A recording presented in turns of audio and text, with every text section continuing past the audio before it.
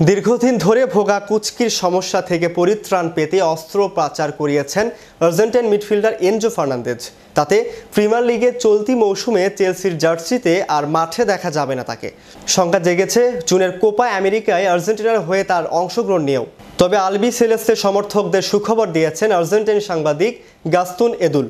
তার মতে জুনে ফিট হয়ে জাতীয় দলকে সেবা দিতেই এখন অস্ত্রোপচার করিয়েছেন 23 বছর বয়সী এই মিডফিল্ডার।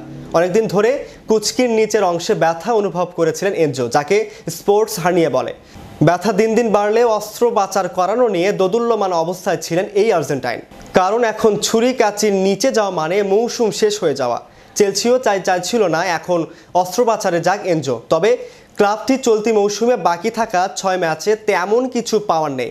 শুরু থেকেই নেই লিগ শিরোপার দৌড়। টেবিলের 9 অবস্থান করা দলটির আগামী মৌসুমের ইউরোপিয়ান প্রতিযোগিতায় অংশ নিতে সেরা 6-এ ওঠার সম্ভাবনাও ক্ষীণ।